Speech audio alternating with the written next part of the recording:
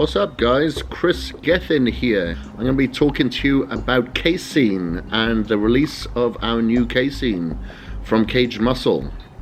So this is the latest addition obviously to the Caged Muscle range, and it's a perfect time for me to break down the latest of the slow digesting science. So here I go.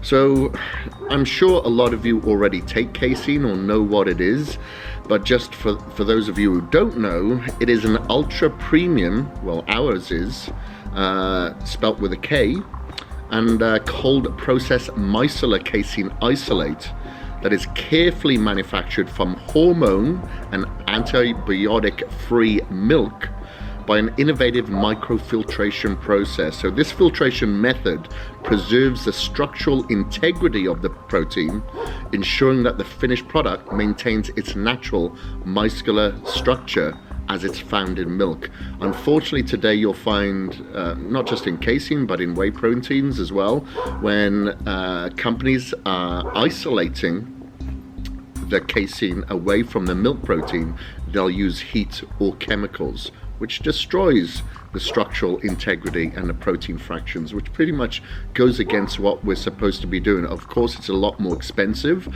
the way that we are doing it, but at least we get the structural integrity and the amount of protein that it says on the label. So while most people think that whey is the most anabolic protein around, that's not always the case.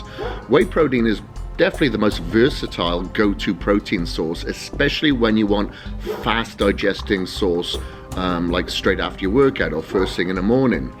However, many people fail to remember there are two sides to muscle growth and anabolism. Number one, anabolism and new muscle growth, in other words, laying down the new muscle tissue and adding new lean mass. And obviously we have catabolism, which is the breakdown of the muscle. But while most people focus on point one, increasing anabolism, very few, I think, place the emphasis on point two, which is still half the battle.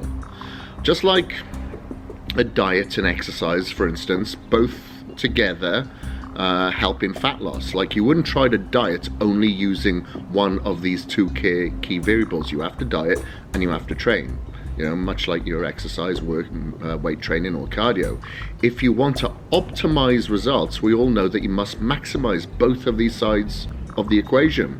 You can't do one without the other. And I always say, think about a three-legged stool. If one of those legs are short, the foundation is going to be rocky, the stool's going to fall over. So this also applies to adding muscle. Yes, it is vitally important that you add new muscle tissue and increase anabolism, but here's the key point. If you aren't focused on reducing catabolism as well, you could be losing muscle at all other times during the day. So you actually do lose muscle in the gym. Unless you're going to feed those muscles, you're going to lose it, okay? So let's use this analogy. Just like your bank balance, if you add $100 a day, anabolism, but also spend $100 a day, catabolism, the end result at the end of the year is zero. It's exactly the same for your muscles if you're not focusing on repairing that catabolism as well as pushing that anabolism. So what does this mean? You're probably doing a great job with point one, using recaged immediately after your workout to promote that anabolism, and you know, and taking your pre-caged and in-caged during and before your workout. But are you also reducing that catabolism and catabolic breakdown at all other times, during the day or the night, such as when you sleep or when you're working for long periods of time and you're not able to eat food? So the most people, you know, when I question this, their answer is no, and that's exactly where Kasein comes in and gives you that answer. Thanks for watching guys. Please like, comment and subscribe if you want more videos like this.